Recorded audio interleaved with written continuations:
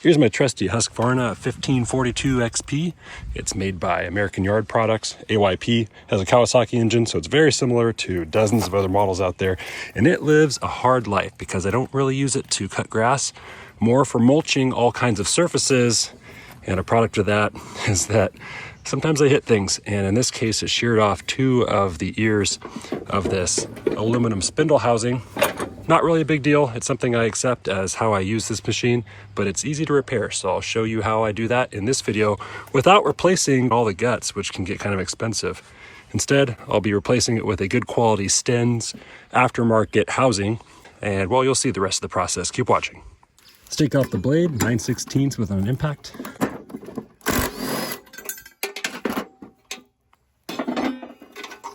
Now you can see the damage more clearly, including this ear is bent over, so that may be a little trickier to get out on the other side. A T30 Torx bit will take off the screws for this cover. There's 3 of them. The bolts that hold down the mandrel housing are 1/2 inch. This one is bent, so we'll have to deal with that a little bit later, but it will turn out pretty easily. These are just threaded right into the aluminum threads in the mandrel spindle housing.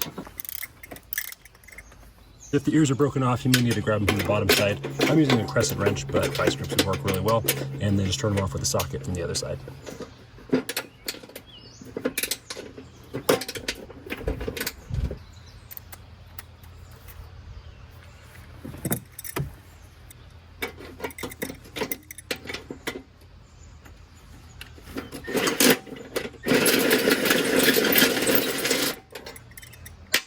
I should have started with the right tools for the job.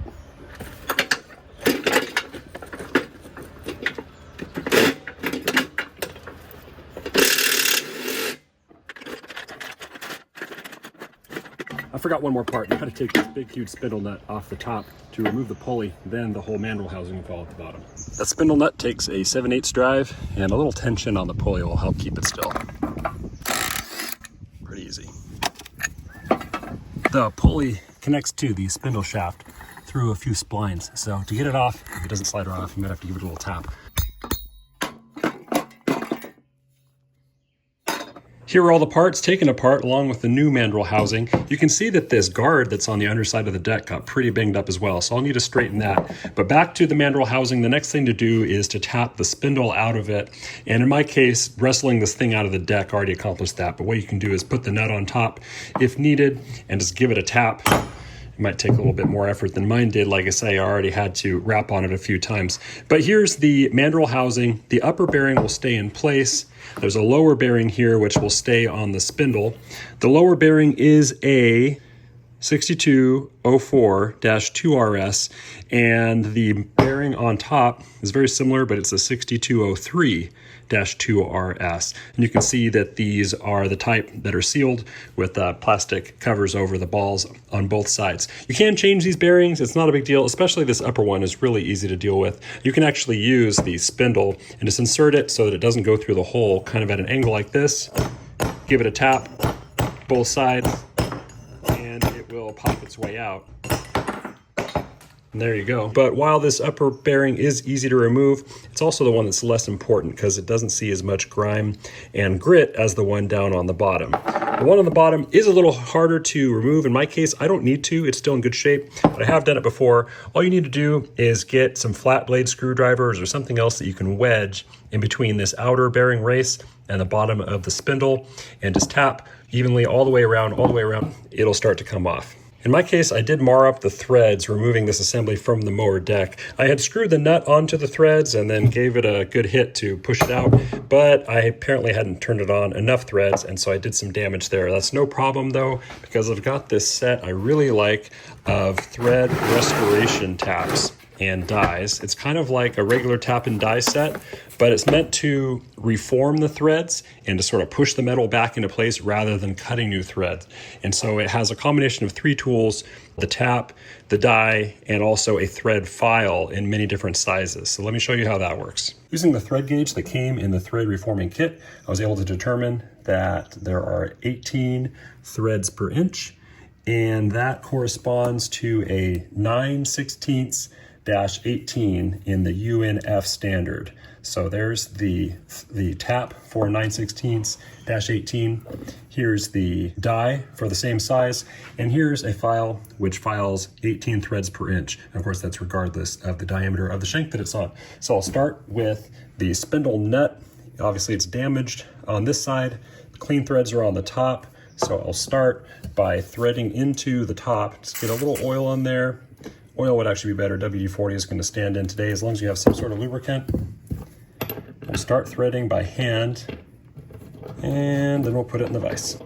My vise happens to be kind of just the wrong size to be able to grab this nut. There's not enough clearance to grab it on the flats, but that's okay because we don't need a lot of force. I'm just going to turn it in, and it'll start reforming those threads. Like I say, pushing them back into place more than cutting them.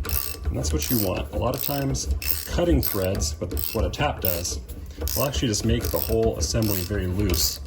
Whereas these thread forming dies and taps will kind of just restore your original profile and your original fit. I'll just pull this back out, and we'll attack the spindle shaft itself, which is going to be a little bit more of a challenge. Well, the threads that are damaged are the ones that are on the end here, so I can't just go and thread the die on. It may not go on straight, or it might cross thread. So what I need to do is start with this thread file. This is the 18 file surface, 18 threads per inch, matches what's on the spindle shank here. So if I flip this over, they'll index perfectly. What I can use is the good threads that are on the bottom to index this file over the correct place on the upper threads which are damaged. And just using the file at the angle that matches the twist of the threads there, just push and do a couple passes, rotate to a new surface, maybe with two hands, and keep filing around all the way around until I have nice, clean looking threads up top, and I'll keep on testing to see if I can thread this on cleanly. Well, just a few minutes, I'm happy with how these threads turned out. Of course, I use the file to knock down any high spots or burrs and push those out of the way. And then I use just a flat file to kind of soften the on-ramp for the nut, or in this case, a die that I'm going to screw on. So now with a little bit of lubricant, should be able to find the point where that wants to thread on easily.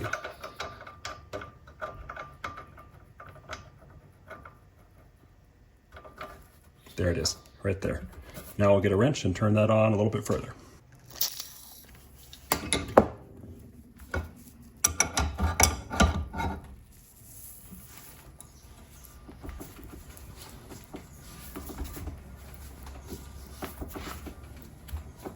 We're past those end threads that were damaged, and I can feel it. Yep, it's getting a lot easier right as the wrench sort of falls because there's no tension on it.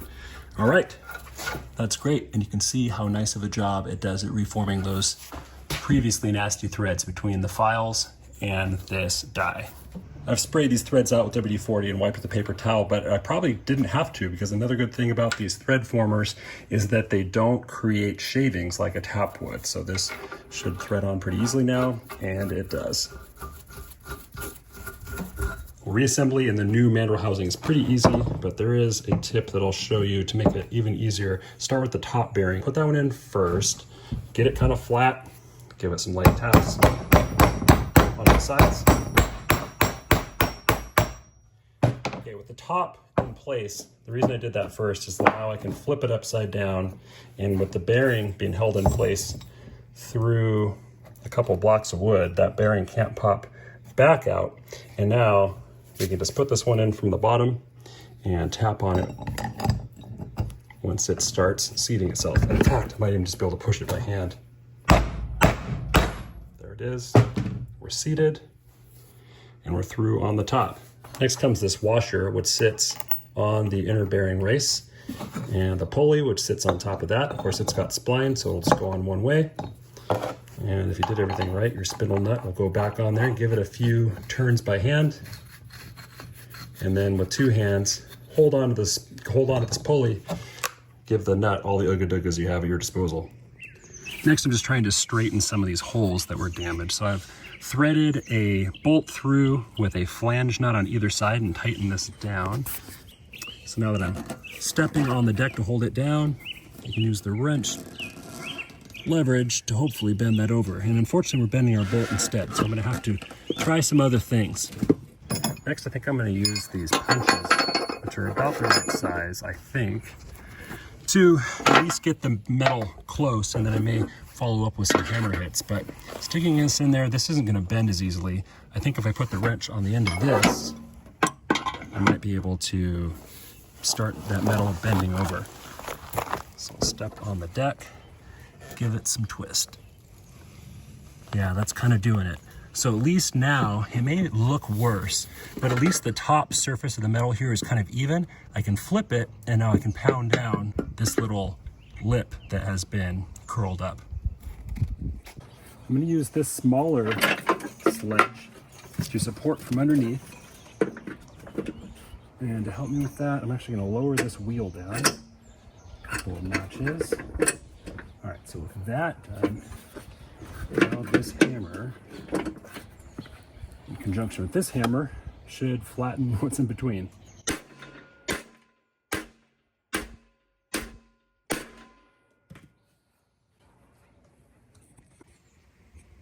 So getting rid of that lip, which is the hard part, is done. The new mandrel housings come with new bolts, and I like these because they're flanged. They are grade 3, which is the same as the original OEM bolts. So strength is the same, except these original ones just had this lock washer on it. So instead of using this, I'm going to use the new hardware. It's what I've already transitioned to on the other side where I've done a previous rebuild. So this guard goes upside down with the mandrel inside of it. Oops. So yeah, I forgot a critical thing, which is that the pulley and the nut go on after you've already installed the mandrel on the deck.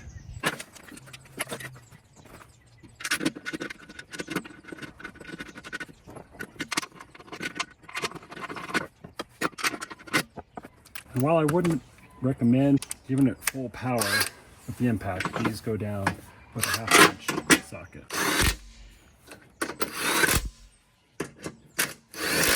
In fact, I have this wrench right here. I'll just do it with that combo wrench. That's pretty tight, but the impact might have taken it a little bit too far.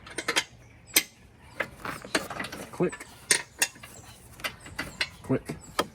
Fortunately, there is space to put a nut on the backside should those ever strip out.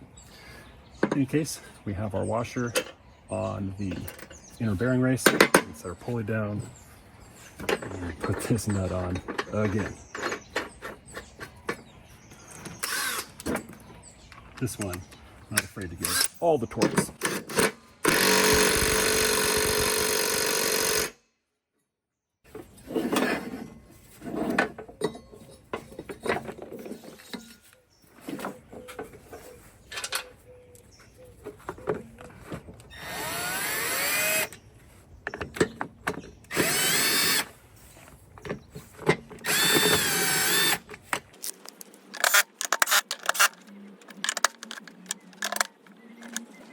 Now I'll sharpen this blade since I've got it off. Obviously, it got a little bit dull hitting whatever broke this housing, so it's a good time to do that.